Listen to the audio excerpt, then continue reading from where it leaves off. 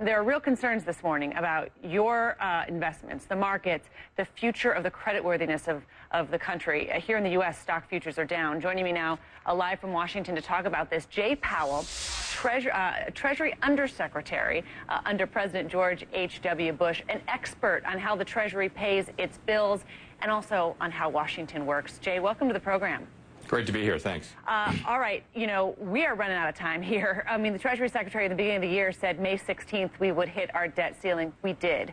Treasury pulling strings all summer to make sure that they could pay the bills that were coming due. What happens right now? I mean, John Boehner, according to our reporting this weekend on a conference call, said that maybe we've got 48 hours to get a bill up and... I mean, we're out of time.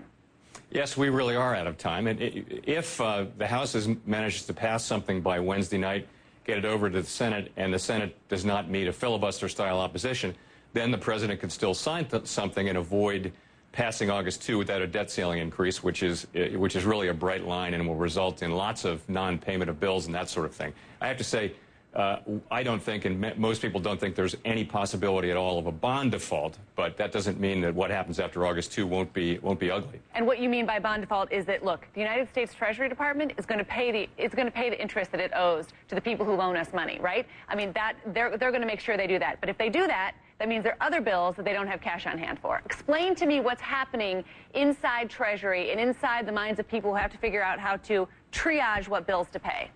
Well, it's completely unprecedented. Nothing like this has ever happened. We've never passed the point at which Treasury has had enough money to pay the bills. So I really don't have any direct knowledge of what's going on over there, but I assume that the excellent career staff is making contingency plans and has been for some time, and will pay what can be paid out of available cash. But I really hope and assume that we're not going to reach that point. It's kind of something we've never done before. It's something you can't get back once you lose it, and I still have a lot of hope that we won't get there. August 3rd, there's got to be a big payment that goes out to Social Security recipients, and that's going to be billions and billions of dollars that has to be paid out, and paying out more that week than we bring in. Now, Michele Backmann, the presidential candidate, she made this point about Social Security. She said there are sufficient funds in the Social Security Trust Fund right now to make sure that they get checks. And she and a few others have said that it's irresponsible for Democrats to dangle out, well, maybe seniors won't be able to get their checks, or they'll have to get an IOU, that's just fear-mongering. Is that true? Well, it's true that there are more than $2 trillion of securities in the Social Security's trust fund.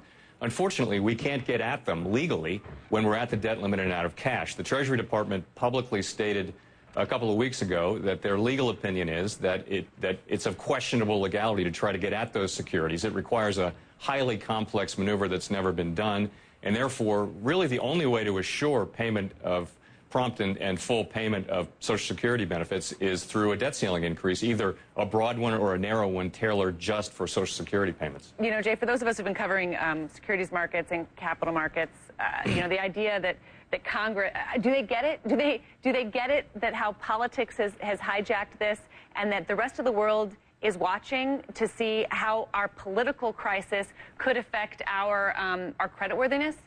So I have spent a lot of time with members of both parties and leadership in both parties, and yeah, I mean, they do get it. The issue is that they're trying to do something really, really hard here, and, you know, we're not looking very functional right now from a political standpoint, but it's not because people up there on the Hill don't understand how important it is that we avoid any kind of default, not just a bond default, which is so unlikely, but defaulting on our benefit payments to seniors or disabled or the elderly. You know, it's just not something we should do as a country, and I do think the leadership is committed to avoiding that.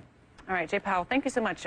Former Treasury Undersecretary under President George H.W. Bush, somebody who knows how the system works, how we pay the bills, how we borrow the money to do it.